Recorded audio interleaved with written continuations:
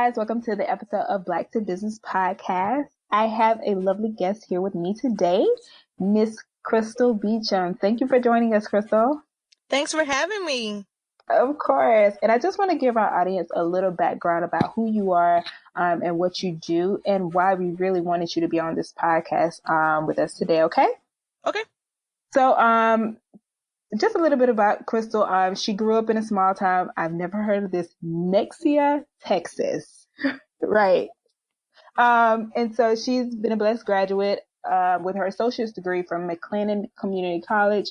And then she went on to acquire her bachelor's degree from Henderson State University while she, at the same time, was being a collegiate athlete. So then after that, she went on to achieve her master's degree, which is in education and recreation and sports management from the University of Arkansas, where she worked as a graduate assistant with the women's basketball, tennis, and volleyball team.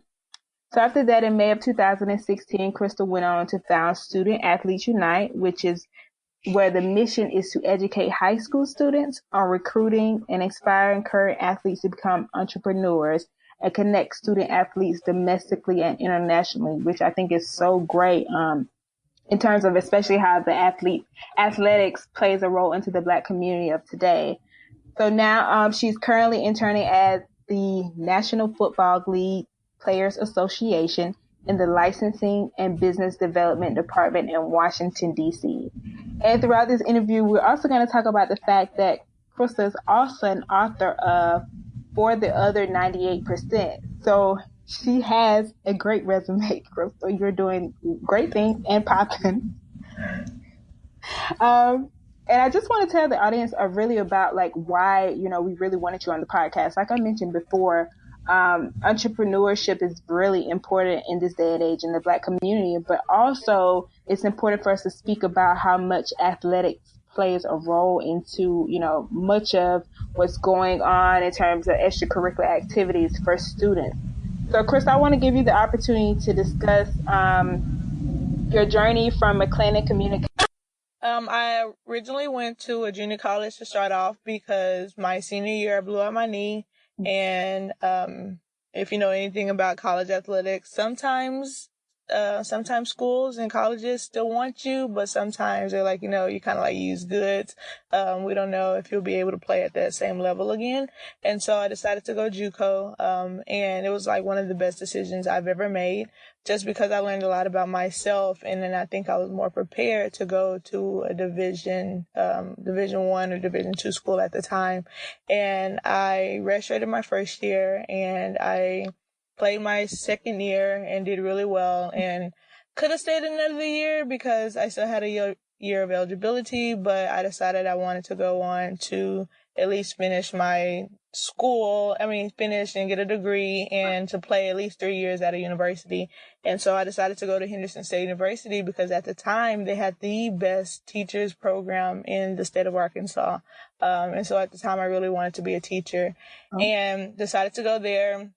Made a lot of connections, not only in athletics, but also around the community as well as on campus. And I think that's really important for athletes to know is that, yes, you automatically have those connections in the athletic department because you're an athlete and you're surrounded by those people. But I think it's important to know that to get out into the community and also get involved in a lot of campus organizations and programs, because you can also make connections there that can lead you to other places. And that's kind of like how it happened. I was able to get, of course, mentors not in the athletic department. And so when I went to the University of Arkansas, I had them to write letter of recommendations. And my old athletic director, he ended up going to the University of Arkansas and working in that athletic department. And so me and him were really close at the time. And so when I decided to apply there and apply for the graduate assistant job, I just reached out to him and he was like, you know what, don't worry about it. I'll put in a good word for you. I know they're going to hire you. And of course, again, leveraging the resources that I had in the relationships that I had built at Henderson State, that enabled me to get the GA at the University of Arkansas, and learned a lot there because at Arkansas. They are in the SEC, and that is one of the top athletic programs or conferences like in the U.S. And so learned a lot about the Division I level, learned a lot about the NCAA, went to a lot of programs and conferences that just taught me a lot about what the NCAA does for the athletes and how they can help them in a lot of resources. And so I found out there were some things that needed to be reshaped and just different from the old way that we went through the process. And so that's how I kind of really started SAU, or Student Athletes Unite, after I graduated. And of course, it has been a journey. I'm not even gonna lie. The entrepreneurship full time is such a journey. It's like a roller coaster. You're going through ups and downs and more downs, and then you're going up again. So it has really been fun. And then I ended up my brother, he plays for the NFL actually, and he sent me the opening about the internship, and he said, I know you're doing your full entrepreneurship, but you also have to take into account that you still need more contacts because you still need to build your network. And so I went ahead and applied there. And then I also had a friend that worked at the NFLPA. And of course, he put in a good word for me. Like I said, building relationships. Right. And that's how I got the internship. And right now, of course, still learning so much about the licensing part and the business development part. So what we really do is help the current athletes market unique products to their network or businesses. So it's kind of like, I don't know how to explain it because I don't even know how to explain it. I'm sorry. Well, what would you say, like, so if an athlete comes to you, or do you all go out to seek athletes, or they come to you, or you vetted, certain schools that you're going to? Oh, as far as SAU and the recruiting process, so the good thing about that is that I had a lot of connections back where I'm from, in Texas, and so a lot of people knew me because of who I was. And so when I launched it, a lot of people came to me, sent DMs or sent messages or text me or called and say, I know what you're doing. I have a kid, or I have my son or my daughter, and they need their help. And so what I usually do with athletes, we do like an introductory sit down. And so we make sure that I go over their level of playing kind of like their skill level, to see if they can play at the Division I level, Division II, Division III. And then I also look at their grades, because that's really important, because a lot of athletes don't know that I believe they know about that their grades need to be good, but some of them, they have to have at least a 2.3 at least to get into a school. Yeah. And of course, the higher GPA, you can also apply for academic scholarships. And so you can kind of get money either academically or because of your playing. And so, we look at character building, we look at community involvement. And so each athlete has a personalized profile that I work with them, because every athlete is different. And so every athlete has different needs. And so that's what we start off with, and we build onto that. Of course, we do a lot of reaching out to different coaches, and then we work on the recruiting process and helping them, making sure that they're better prepared for interviews and making sure they're prepared for campus visits, and just keeping like a strict timeline of when they need to get stuff turned in, when they need to get their SAT taken and ACT. So we do a lot of stuff with them that helps build them up, so when they are ready to go to college, then they're more prepared to be a collegiate athlete as well. Right. So if it's so an athlete, and I'm very intrigued by this topic and this conversation. I definitely have a lot of questions.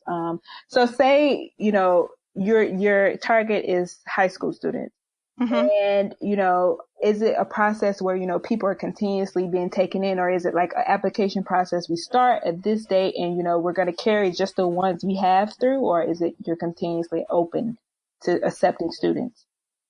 So, at first I was, first come, first serve, I'm just trying to get clients. Right. Um, but now I'm really strict about who I take because it's hard for me to get a scholarship or to help a senior high school student get a scholarship because it's already late in the game. Mm, And then, so this first year or the first 10, 11 months, um, I was getting high school students, but I was getting seniors, and they didn't have film or they didn't have stats, and one didn't have the grades. I had an athlete. He was supposed to go to Alabama, and that would have looked really good for SAU, right. but his grades weren't were not were not up to par, and he ended up losing out on that scholarship to Alabama. And he was a football player. So Alabama football is the top place to Right. be. And, he ended up going to another school. Is in the Big 12. So he's still at a pretty good school, but he's not at the school that he wanted to be at. And so now my students, in order to work with me, you have to have a 2.3, Mm, and you have to at least be, I love having freshmen and sophomores, okay. but I'll take a junior at the latest, but I'm no longer taking seniors for that reason right there. Yeah, no, definitely. I understand that. And I definitely hear, like, I think I mentioned to you before, my brother is a football coach. So he definitely wanted me, we'll have some questions from him, for you because he deals with, recruiting kids. I hear all the time, about, the grades and things like that and proper preparation. So it's good to see, like, you're getting them at that freshman level. All right. So you mentioned a lot of great points. One of the things I know you mentioned, like your relationships in college and also, the fact that your brother plays for the NFL as well. Now, do you think that there were opportunities that you had to like, you could definitely tell these for our guests listening that, maybe feel like the opportunities would come to them or you have to place yourself. Oh yeah, most definitely. Every opportunity that was offered to me actually went out to go get them. Um, Mhm. Especially with the graduate assistant job, because I didn't even tell my old athletic director until a day before I even went in for the interview, because I'm really an independent person and I don't really like Mhm. asking other people for help, especially if I can do it by myself. But Right. but of course, in college, I was taught, it's not all about who you know, but who knows you. Or it's all about who can help you. And so I realized that very early. But yeah, I definitely believe that even like you said, as an athlete, you are on a platform, on a pedestal, and everyone knows you. So some things do come to you naturally because you're an athlete, but I never really identified as an athlete. Mhm. If you talk to my teachers at Henderson, I went up and introduced myself, but I didn't tell them I was an athlete. They didn't realize I was an athlete until maybe about 3 or 4 weeks in, when I had to give them a paper and let them just kind of like a progress report. Mhm. And they were like, well, we didn't even know you were an athlete. And I'm like, yeah, I don't really come off that way until you ask me. So just because I didn't like the stigma, because there's a stigma that all black athletes are dumb. And I didn't want that attached to me. So I tried really hard to not have that. Right. So why show college athletes entrepreneurship? Like why does Student Athletes Unite seek to do that? I think because they have a platform, and like you said earlier, that entrepreneurship is growing as a culture, Mm-hmm. and I believe that this is the best time to at least start a business. You can start a business and not succeed, but at least you learn from it. At least you took the risk and the chance to go do it. And so I think that's what all, I think what, like as athletes, we do that all the time. Like we sacrifice like spending time with our family, sacrifice watching extra TV, we sacrifice like our bodies, and we risk pretty much everything for a dream. You know, we Right. risk like going overseas or going to the NFL. We risk everything to try to get to that one spot. And so there's a lot of characteristics as far as like time management, leadership, um, being influential, and we already have this brand, like especially like football players and basketball players, and there are some sports that there are bigger names in those sports, and they have that brand already built in because they're an athlete. So I believe that with the economy and the technology, that any athlete can grow a business on the side, and that's really the purpose for the other 98%. However, I do know that all athletes will not become entrepreneurs. Everyone's not made for it. But at least if you have, at least if you're open to it and open to what the possibilities can be and still make that choice and like, hey, it's not for me, at least you had the opportunity to see that there are other avenues that you can take rather than just going to a job that you hate or getting a degree in something that you're not really passionate about just because it works. It works within your practice schedule. So, yeah. Yeah.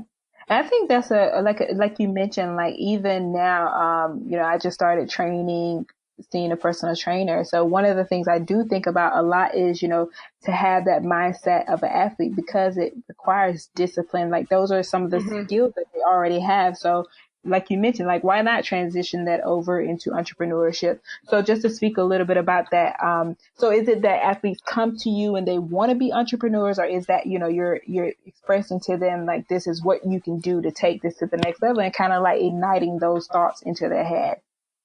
Yeah, most definitely like that, igniting those thoughts. And that's of course, the purpose of the book. And right now I'm trying to create a solution because I feel like a lot of people talk about the problems within the NCAA and the paying of the athletes, but they're not offering a solution. And so what I've been working on with a couple of people is trying to find a solution that we can help student athletes create businesses while also being in compliance with the NCAA rules.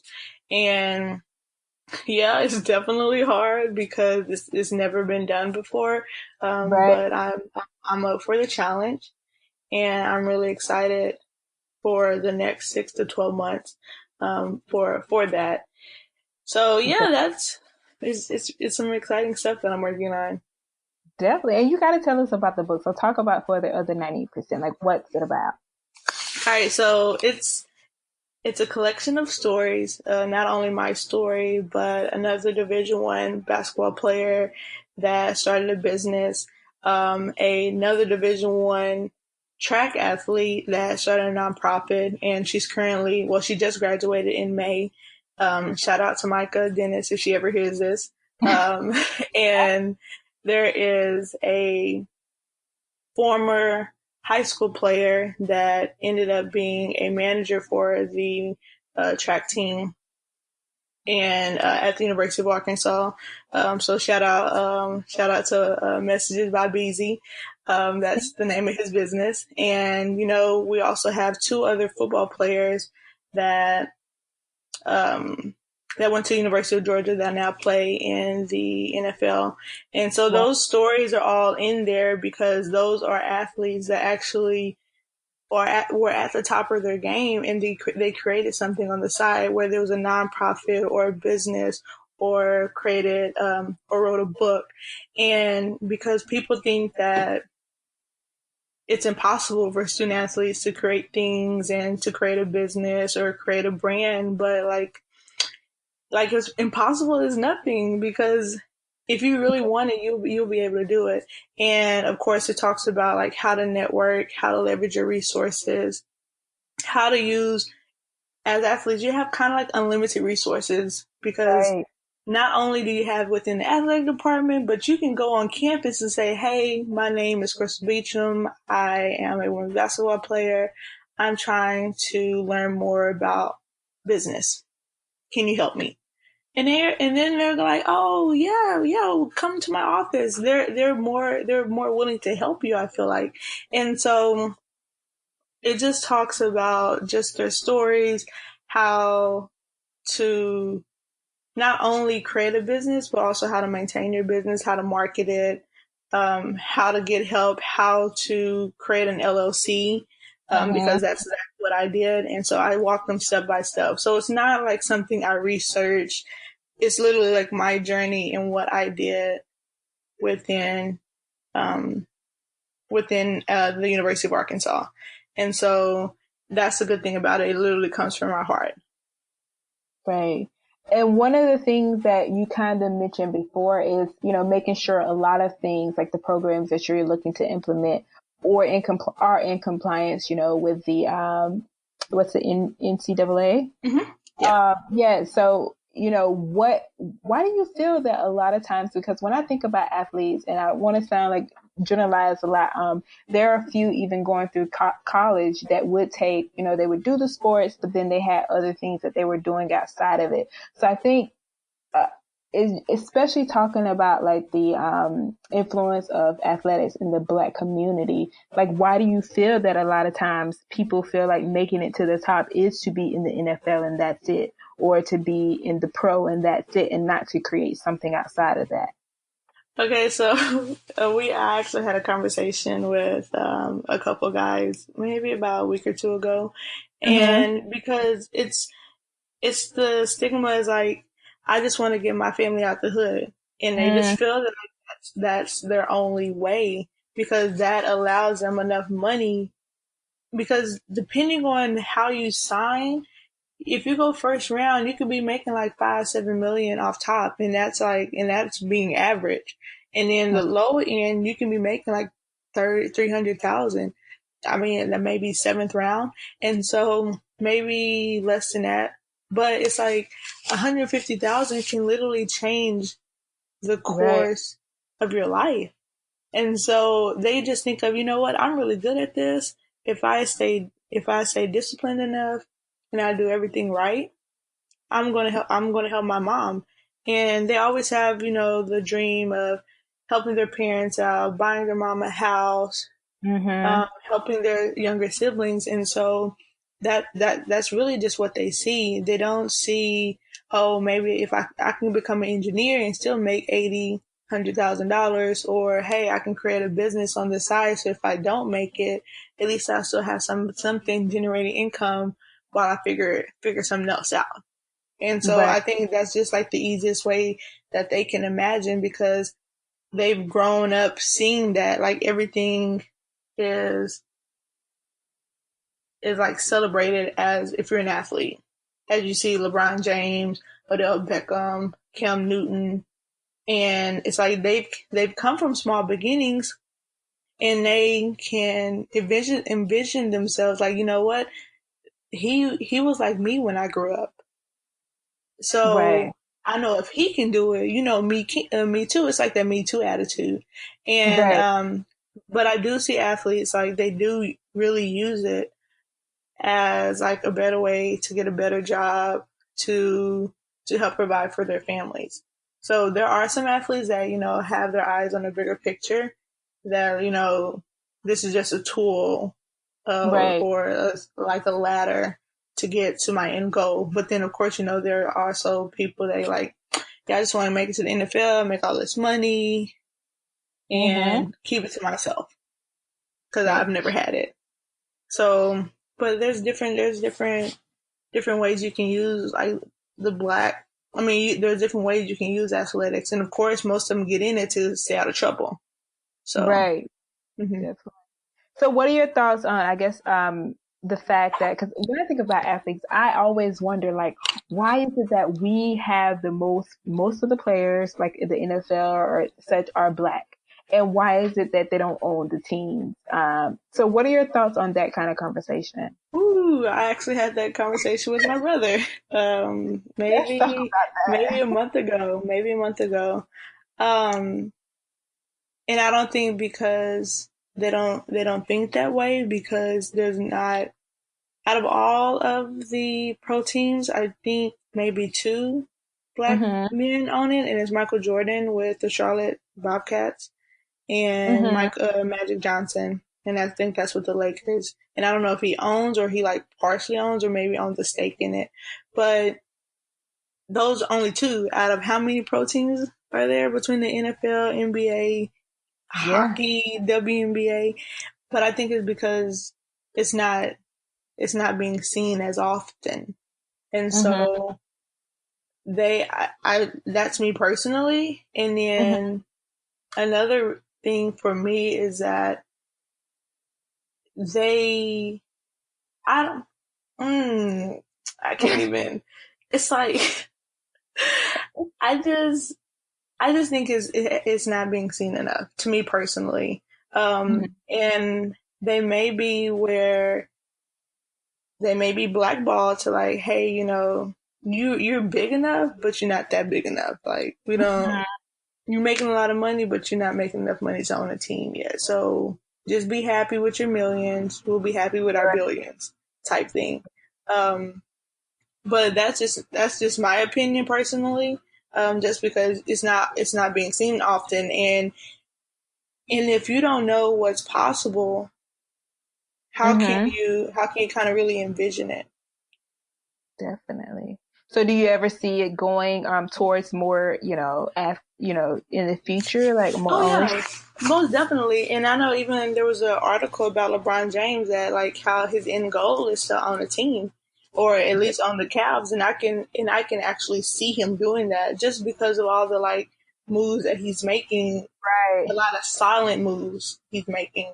That should definitely um, be accounted for is because LeBron James, he kind of like moves in silence. Like you don't really know what he's doing until he does it. Right. And so I definitely like see him owning a team. I can't say really anything about the NFL just because um, I don't really see anybody to like not any black athletes to that magnitude that would be willing to become an owner. I feel like they just want to make their millions, go about their business, and like you know what, I made it. I'll give back to the community. But that's it. I'm not trying to do anything else. Right. Hmm. So how are you, I know you talked about like your process. Just talk a little bit, if you could, about like the process from idea to finally, I guess how big is your team? So I have three people on my staff right now. Mm-hmm. They're all back in Arkansas.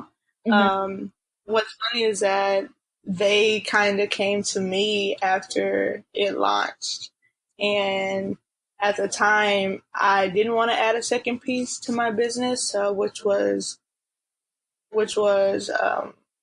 development of the athlete as far as like athletic training, Mm-hmm. and so they actually created that piece on their own, and then I kind of guided them, and they went out, got clients. We actually worked with a softball team, and I never envisioned to be working with a softball team, but I had two girls on my team that were former softball players, which was cool. And I had one of my friends, or one of the guys that's on my team, Davion McKinney. He, of course, did some client work and worked with a few football players with me. And now what's crazy is that I didn't limit them. And so I'm like, this is, of course, a startup, so there may be limited funds, but I do want y'all to be a part of this. And, we, of course, still support each other. And now Davion is actually headed to Germany. His Wow. flight left at 3 o'clock to play overseas for football, of course. So he'll be over there for the next 4 to 6 months. And he was like, "But what about all my clients?" And I'm like, "Well, they'll still be there when you get back. Don't worry about it." So yeah, that's what we're doing right now, and that's my team, Mhm. and hopefully create another team to help me with the entrepreneurship piece Mhm. and how to expand that. Right. So would you say, because I've heard before, and it was interesting that you mentioned that they actually came to you, because some people put out applications on job boards and such like that. And one of the things I've been hearing recently, excuse me, is, just be dope and people notice, but also the fact that you maybe shouldn't ask people to be a part of your team. It's kind of like you should let them come to you. Do you feel like Hmm. that's true, or has it been working? Yeah, most definitely, because I feel like your work speaks for itself. Mm-hmm. And if you produce good work, people are going to notice.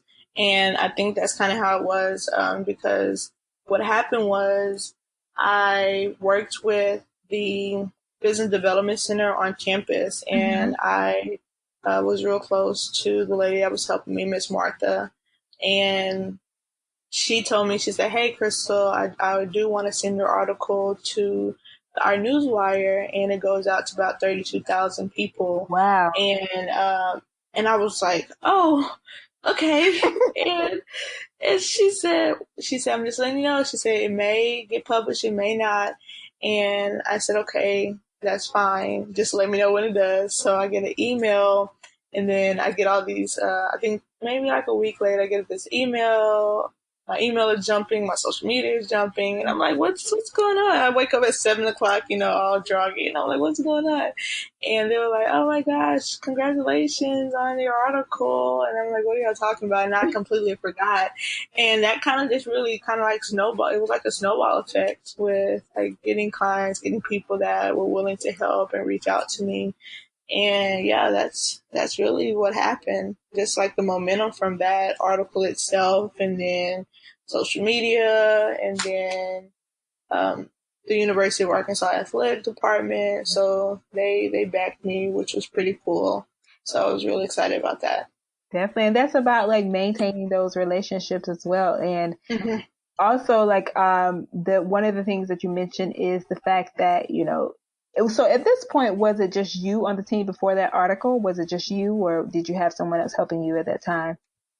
It was just me. So I was a one man team. Where and so even I've heard talk about people say, at that point, if it's you and you push out this article that goes to that amount of viewers, about being ready for that amount of recognition, and people wanted to help and people wanted to take advantage of your services. Like, how did that happen for you, and were you overwhelmed? Yes, I was definitely overwhelmed because I'm the type of person, like, I like being behind the scenes. Mm-hmm. Even with a lot of stuff with my brother, everything that goes on within his like football camp and everything else that he's doing, I'm kind of behind the scenes. I'm the person like he'll direct to, or he'll like direct the people like, "Hey, go talk to my sister. She knows." Just Mm-hmm. because that's just the type of person I am. I don't really care for the recognition. Mm-hmm. As long as I'm helping someone, that's all that matters. And so when everyone was emailing me, reaching out to me, I'm like, "Who are these people? What do you want?" like, like, calm down, calm down. So, but yeah, I was definitely overwhelmed because I'm just a humble person Mm-hmm. and I don't really care for the recognition. I just want to help people. So it was definitely it was definitely a experience that I wouldn't take back though. Good. And then from that point, you were saying, hey, yeah, I would like for you to be a part of the team for those. Hmm. Yes. Yeah, most definitely. I ended up, of course, interviewing them, just trying to figure out if they would be a good fit. Mm-hmm. And I knew that they would bring me exposure just because they were former Razorbacks, Okay. and in that area, former Razorbacks are really big, and so just bringing the recognition and a little bit of the credibility that they brought to like SAU was just really helpful in itself too. Definitely. Well, it sounds like the reception has been, great to your organization, which is amazing. And kind of, if you could talk about the success of those who have gone through Student Athletes Unite, like what's that been like for in terms of like entrepreneurship? Has that sector started yet? No, it hasn't started yet. I'm actually working with, I call her my mentee. Mm-hmm. And so we're a little slow. She just finished up her first year. She's a freshman, so she'll be a sophomore next year. But she wants to either start a for-profit or a nonprofit, and so we're still trying to juggle what she wants to do right now. But she will kind of be like my first prodigy, Okay. I guess you can say. So I'm really excited about what she has and like her idea and trying to cultivate it to bring it into maybe a business or nonprofit. Definitely. That's good. And now it's, focusing, I guess your focus is more so on the student athletes portion of it, correct? Yes. Right. And how would you say like you all are able to monetize? I know you spoke about, we spoke about beforehand, like you have some new partnerships. So how's that? Yeah. So right now, the entrepreneurship side is not being monetized because we're trying to figure out how to monetize it. Mm-hmm. And so I know there's a saying that you always have to have a leader and a follower. So always have a mentor and then have a mentee that you're giving back to. And so that's kind of like my free service that I'm giving out to her just because like I want to do well. I want her to do well and I want to see how we can scale it. Right. And so there may be like a system that I have to implement, or if I will have to create a program, or we're just trying to figure out what's the best way to help the most athletes. And so, but as far as like the consulting piece with the recruiting process, it's an hourly pay, Mm-hmm. and with the athletic training, it was of course hourly pay, or it was by athlete. And so that's really how we monetize the consulting part and the recruiting part. But we're still trying to figure out how to monetize the student athlete portion just because a lot of athletes don't have a lot of money. Yeah. So we're just trying to figure out the best way if we should charge as a student athlete or should we charge as school or what's the best bet. But I know the easiest for a student athlete or the school would be to buy the book just because it gives a lot of insight and it's $20. So that's like that's $4 or $5 boxes from Right. Popeyes.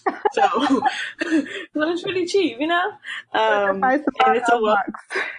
yeah, exactly. Shout out to Popeyes $5 box. Um, and so it's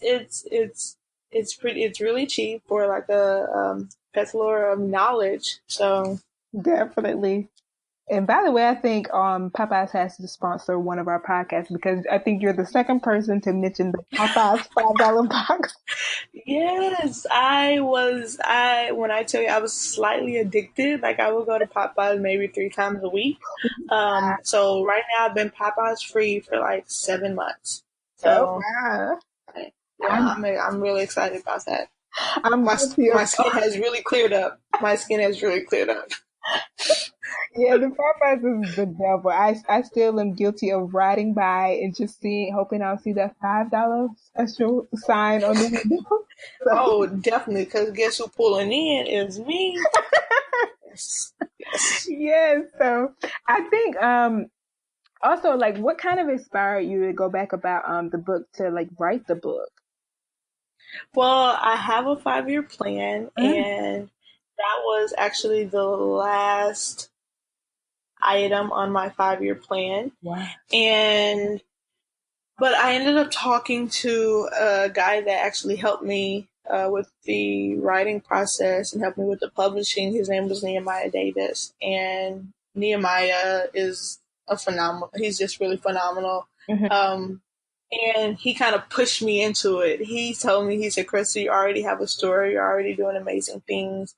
He said, because at the time, or when I was a student athlete, I actually did start a business in college. Mm. And so he was like, Krystal, you've already started a business. And he said, then you started another business. He said, so you already know like the process and the Right. sacrifices. And he said, he said, so, and you're still close enough to the age, like still close enough to those student athletes in age that you can still be relatable to them. And when he said that, I was like, you know what, you're right, because I'd rather be really relatable to a student athlete at 26 than relatable to a student athlete at 31, 32. Because like, Right. it's like, okay, Krystal, you kind of really, you really removed from college athletics. So that really what kind of propelled me because of what he was saying.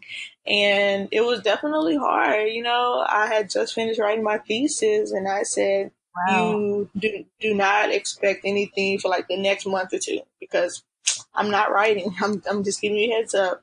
And, but yeah, it took me, I started maybe June, July, and then I finished up in November.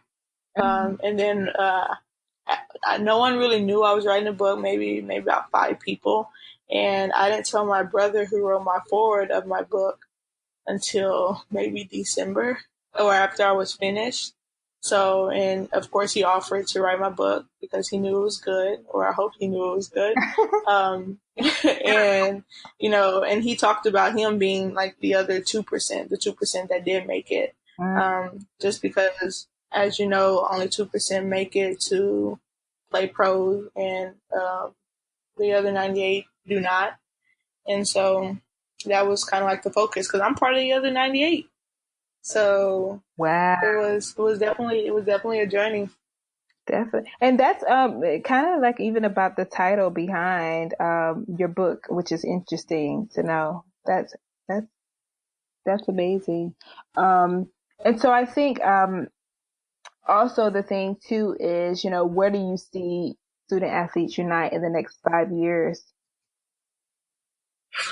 Well, rubbing my hands together, I definitely see it as $1 million company, just because of the things that we're trying to implement. Um, it's just, oh my gosh. Yes. When I tell you, if we could implement like these two things, it's going to disrupt like Yes. it may disrupt a few industries. Like I'm really excited about it. And of course, everything is about helping the student athletes. Yes, definitely. Well, we're definitely excited for you. And I do have some questions from the audience. This is our first time doing this. And the audience is my brother. Like I said, he's a football coach. So I kind of Nice. asked his, you know, take on a lot of things.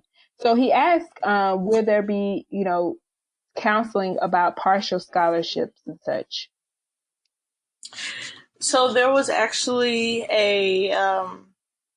I had a girl and she was a basketball player and she had a few injuries and it was, I think she was out for maybe a year and a half, and a year and a half in high school sports trying to get a scholarship is not good. Just because they don't have any film for you and then they don't know if you're going to be better. So it's like she was going into her senior year after being off for a year and a half. And so there was a school that offered her a partial scholarship, but we told her not to take it because it didn't fit in with, because we try to alleviate loans. We don't want student athletes getting loans. Like her mom knew how it was, my mom know how it was. We just really try to stay away from like getting like student loans. And so I technically don't advise my athletes to get partial student loans because I know my brother, my younger brother, he actually got a partial student loan. I mean, not student loan. He got a partial athletic scholarship, and they told him if he was to do well, then he'll work his way up to a full scholarship, which at the time looked really good. But he ended up not finishing because of personal reasons. But me personally, I don't try to help my student athletes get partial scholarships. Okay.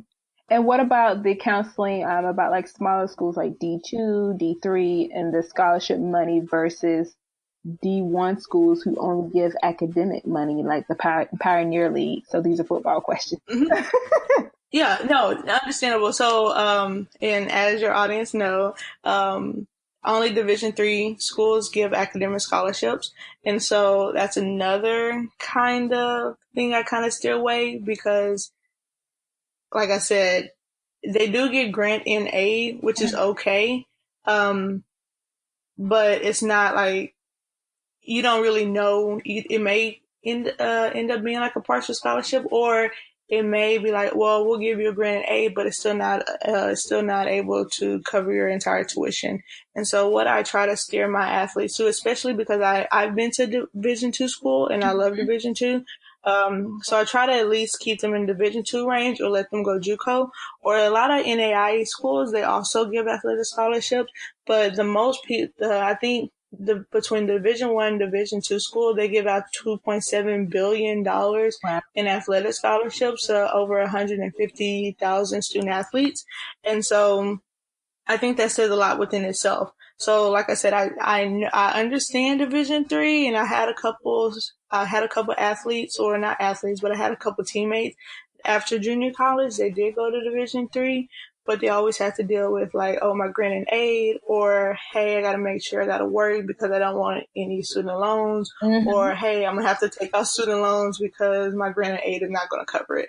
And so I try to steer away from that too. Brief mini lesson on Division I to NAIA, and D3. Okay, so Division I, big schools, it's top Power 5. The people you see on national television, those are the Division I schools. And Division II school, that is lower. Of course, it's lower than Division I, but they have, I call them stack scholarships, because depending on which one you go to, there are some colleges that give like full scholarships, but my school didn't. They did like a stack scholarship, and then they took whatever was left. They paid. Oh.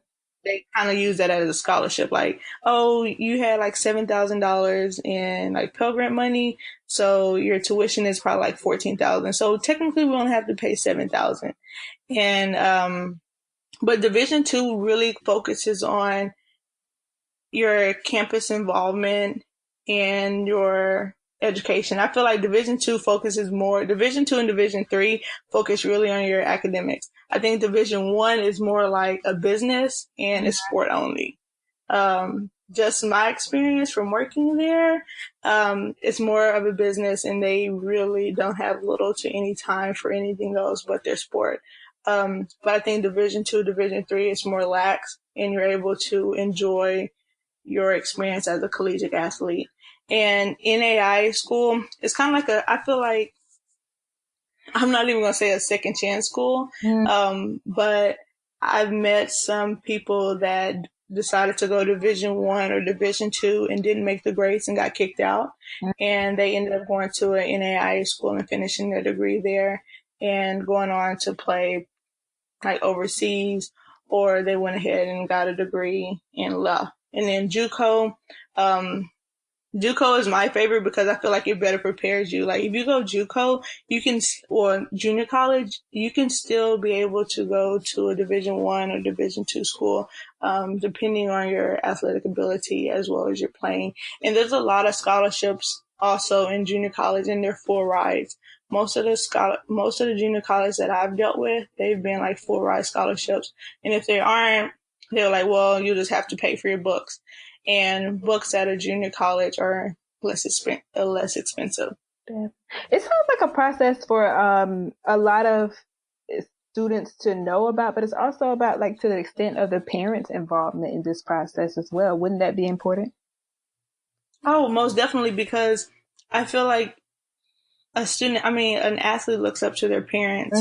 And I actually had this experience because there was one, he was a football player and he wanted a school offered him, it was a junior college school in Arkansas, and they wanted him to come up here and play for them.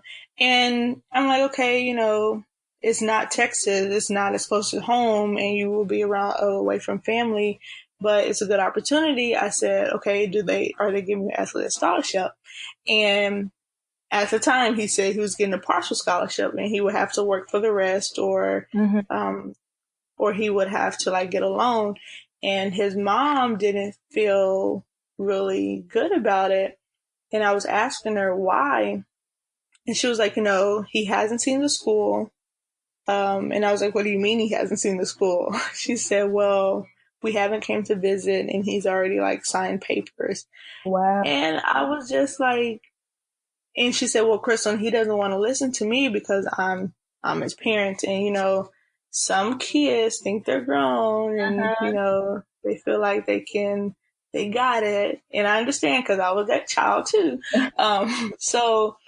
But I kind of had to help him understand that, you're going to school you know nothing about, you don't know where it is. And I know that school because it's not in a really good area. It's in Little Rock, really not a good area, especially where that school was.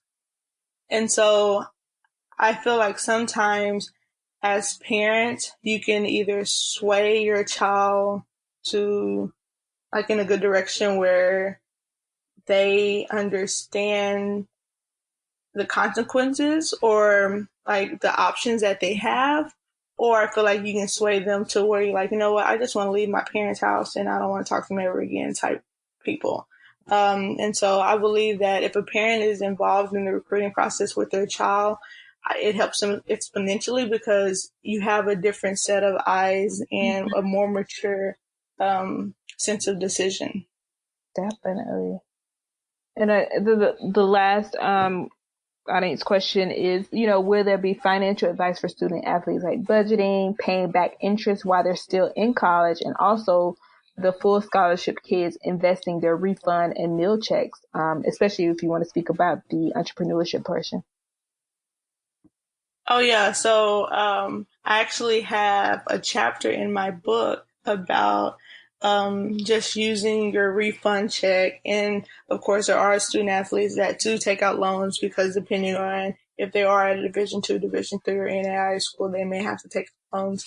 And I talked to a loan officer and I told her, I was like, is it okay if I like put that in my book saying, use your refund check, use your loan check to invest back into your business if you start a business? And she said, legally, you're not supposed to be saying that is because, especially if it's a refund check, they're like, it's technically kind of like free money. And so she's saying that's supposed to be used for their education, for their books. So she said, yeah, as an athlete, we know you're getting like $3,000. We know you're not using that on like, Right. we know you're not using it on books or something or a new laptop because your school is paid for. She said, so legally you cannot say that. She said, but you could say, the money that you've earned or received, you can reword it where you can go ahead and do that. But I know that there is a couple of apps and a couple of programs that have been implemented at the University of Arkansas in the athletic department that talks about budgeting and financial literacy. But I know that those programs cost, and I know a lot of Division II, Division III NAIA schools and junior college aren't able to afford those. Right. And so that's another problem within the NCAA. But there is an app actually that kind of tackles financial literacy. And hopefully the next 6 to 12 months, they'll be working with like current student athletes and helping them do that. And so there are other programs and other organizations that are trying to get into that network because they know that, like you said, student athletes are getting all this money and they're just blowing it or like not spending it. And what if they can put it back into like, or savings or stocks or like investing it?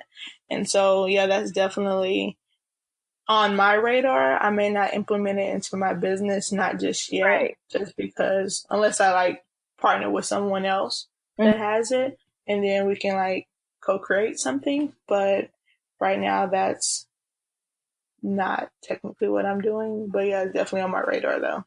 Definitely. I think that's great. And like one of the things you did mention, I want to ask this quick question is I know we talk a lot about like the NCAA and what are some things, you know, that they can improve upon, like just upon based upon your experience, like what are some strides that you wish or would like to see take place within the NCAA, and also how Student Athletes Unite is helping with that. I want to see more of athletes starting businesses. It goes back to everything we just kind of really talked about, but also the NCAA, their system is old, and if you talk to any athlete, any coach, any administrator working within the NCAA, they'll tell you. And it's like, it's as a culture, as society, we're changing, we're constantly changing, but yet the rules are still saying the same for the NCAA, especially when it comes to compliance and helping student athletes use their brand, because the whole idea is that they cannot pay the athlete. But it's like, if you help them create businesses, wouldn't that offset everyone like hounding you, saying, oh, you're not paying the athletes? Yeah, we're not, but we're giving them the opportunity to help them create a business so they can create income for themselves. But then it's another problem is that student athletes aren't able to use their likeness for any product. So, for example, if I was Krystal Beachum, the best basketball player in the U.S., and I started a business, and technically I'm not supposed to be wearing my uniform and promoting a product because that's using my likeness. But if I was outside of my uniform and promoting a product, would that still be using my likeness because I have 350,000 followers? Oh, that's a good one. Or exactly. And so it's like, we can't help it because of technology and how technology and social media is evolving. So what I'm trying to do with SAU is maybe not even partner with the NCAA, because I don't think we have the same mission. But I do want it to be used as a third party to like, hey, she can help you with your business, or she or her company can help you with the compliance issue, making sure that you have all the right information. So when you do send it to us, we can approve it quickly, so you can go ahead and start helping you make money. Just because there's just a lot of problems within it. Because I know there was an article about maybe a week ago, actually, I sent it to a couple people, and it said that there's a UCF kicker, and he was told to either stop making YouTube videos or to stop playing football. Wow. And because he has 52,000 subscribers on YouTube, and, you know, once you make a minimum of subscribers and once you keep getting all these views, you know, you make money. But the reason that the NCAA said that is because he's using his likeness, which is he's talking about football. So he can but football. He can talk. Exactly. That's from what, because he's using this likeness. They're saying the reason why he has so many followers is because of him saying that he's a football player for UCF. And so I haven't watched any of his videos. I've watched the last one, which what he talked about with when the NCAA told him that he's unable to make videos anymore. And, of course, he was using that money to send back to his family because he's come from a low socioeconomic background. I think his family's from Costa Rica. So it's like he's not doing anything extravagant with the money. He's sending it back to help his family. And so that's just one of the problems that the NCAA has, is that you want us, and he's majoring in marketing and communication. So it's like, this is what they teach me how to do in school, and I'm doing it, and I'm unable to get paid for it. So it's really hard water to tread, but, you know, I'm prepared for that. I have a lot of connections within the NCAA and within the administration offices. So, I'm looking forward to trying to come up with a solution to better serve the student athletes that do want to create businesses or do want to create a YouTube channel where they don't have to have to come up with not a career ending decision.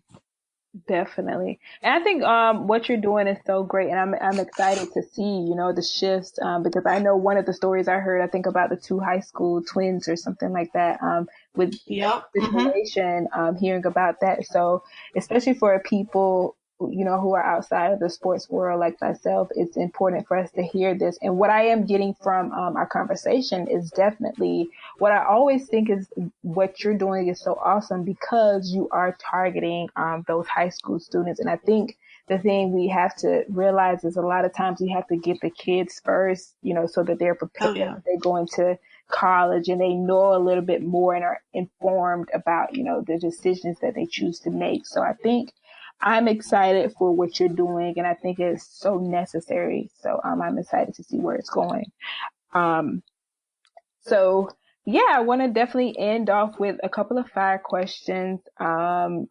Before I go into that, was there anything that you wanted to, that I didn't mention that you kind of felt was important to mention? No, I think you've hit all the high points actually. Okay. Yeah, you did a really good job. And tell your brother thanks for the questions. Keep Yeah, me on shout my out. toes. Yeah, because I hear it all the time. So I'm like, yes. I really have to get her on here. And shout out to Tim for introducing us, Timothy Lampkin. So Oh, most definitely. he's a great connect. He's a plug. Yes, He's the plug. I keep telling him all the time, I'm like, you're the plug. He's like, no, I'm not. I was like, yes, you are. send me the plug. Anyone he sends over, I'm like, bring them through, bring them through. Sorry, yes. But yeah, so Fire, what advice, based upon your experience and your path such thus far, would you give your 23-year-old self? Ooh, 23. Just go for it. Go for it. Nothing's holding you back. I know my mom's favorite saying is I'm not gonna say afraid, but if I am just leery of things, or like taking the next step and moving farther away from home, she's like, you don't have no husband, you don't have no kid, so you don't have nothing holding you back. And it's true because I don't. And what's the worst that can happen? Definitely. Nothing really. I can always move back home if anything. So yeah, I feel like just go for it. And the only way you'll quit is if you don't try. Definitely. Yeah, my mom sounds like my mom too. It's only you, so that's definitely what people have Exactly. to realize. It's just, especially if you have no responsibility but yourself, there's really no excuse. Yep. Yep. Exactly. Exactly. Yes. And I saw a quote that other day. It was like, the older we are in age, the more responsible we are for where we are in life. So I thought that was Wow. deep. I was like, oh my God, that's It right. is. Yeah. It is. So, what is your Starbucks order? My Starbucks order? Yeah. Okay, so I don't drink coffee, but if I did, because there's two drinks, if I did, or when I do, because I just started maybe like 2 years ago, Mm-hmm. just to help me with my thesis, to Yeah. get me through. It is a white chocolate mocha. Mhm. Yeah, white chocolate mocha. And since I'm no longer doing my thesis, I have no need for coffee anymore. But there is this drink and it has caffeine in it. It's called the strawberry key. Mm. And it will keep me up. I can drink it probably like around 6 or 7. I won't go to sleep till 6 a.m. the next morning, maybe like 4 or 5. But yeah. But that's Strawberry. because I don't drink a lot of caffeine. So when Yeah. I do, It's it's like, wait, Krystal, what are you doing? strawberry It's key. like, what are you doing? Only when necessary, guys. Only when necessary. Only when necessary. And what's the last movie that you watched? Last movie. Oh. Yes. Oh my gosh, I'm kind of embarrassed to say it, but okay, it's called Sausage Party. It was on Netflix. And it was rated R, and I can definitely understand why it was rated R, but it was about it was about food, but it was basically they thought they were going to the beyond. And when they meant beyond, it was like, oh, they're going to get out their packages. They're going to be free. They're going home with humans. They're going to take care of you. But they ended up finding out that they were going to their death. And so, but yeah, it had a lot of sexual references and stuff. But overall, it was funny. It was funny. Okay. Sausage party. Sausage party. All of Krystal's recommendations have been good or interesting. So we're going to give you one last chance. Okay, what is your favorite read? Now, I know your book. You can't be biased. Besides your book. My favorite book so far has been The Slight Edge. And, yeah, it has a lot of parables. Oh my gosh, such a great book. I've actually read it twice. I read it once in 2000, I think the end of 2015. And then, I read it again 2016. And then I may be reading it again. Just because it kind of talks about the compound effect of everything, but the way he words it is like stories. And I know he did one story about there was 2 frogs in a pail of buttermilk, and they pretty much got stuck there, and they kept trying to swim around, trying to get out, but they kept trying to get out the pail, but of course everything was slippery. And so one frog just kind of like just gave up and died. He was like, I've been trying, but I can't do it. And so he just kind of like just sunk to the bottom and died. And the other one was like, I'm not going out like that. So he just kept swimming around trying to figure out what's the next thing. And so kind of like once you churn once you churn milk, it kind of turns into like butter, especially like with buttermilk. And so it kind of turned into a lump, and he used that lump to get out of the pail. And it kind of talks about like, you just have to keep going in every situation, whether it's with business or with life. And so that's like one of my favorite stories to talk about, is just because if you think like all hope is lost, you just have to keep going, because in the end, like something will happen to propel you to the next step or the next career or the next business idea. So. Wow, that was deep, especially I was going to ask, what do you want to leave us with? But that was deep. And also I want to talk about, lastly, for those people out there who are, they may be the athlete, they may be the coach, they may be the student. What advice could you give someone who is just trying to, because I know you're doing you've been able to balance a couple of different things. So what advice would you give for someone to prioritizing their time and, being able to do both? Or, because I know you're interning as well now, so being able to work on your business and do interning, what advice would you have for that person? Drink a lot of coffee or whatever, caffeine, because you won't be sleeping. No, I'm just kidding. It's definitely a time management issue, or not even an issue, but you really have to have a lot of time management. And there are times where you may, because in the morning time I use a lot, because I have to ride the train into where I intern. And so I use a lot of the time emailing, or I construct emails the night before, and I send those out like right before I get on the train so they can have them. And I do like a lot of my social media postings right before I get on the train, and I add all my tags and stuff, just at least because I'm still like doing work while I'm on the train, where there like some people could be like surfing the net or just a lot of other things that are non-productive. And I get off early on Thursdays, because I complete all my hours and I don't work on Fridays. And so I do a lot of my stuff for my business on the weekends. And so whereas like some of the other interns are like traveling, which I don't mind, but I know I have a lot of stuff that I'm working on and trying to put out within the next 6 months. So I'm unable to do like the luxury things. And so, yeah, I think a lot of it is like making sure that you have a lot of time management and have a really good support system, because my family, they're really supportive. But if I know I don't call my mom for 3 or 4 days, she's going to call me Yeah. for sure.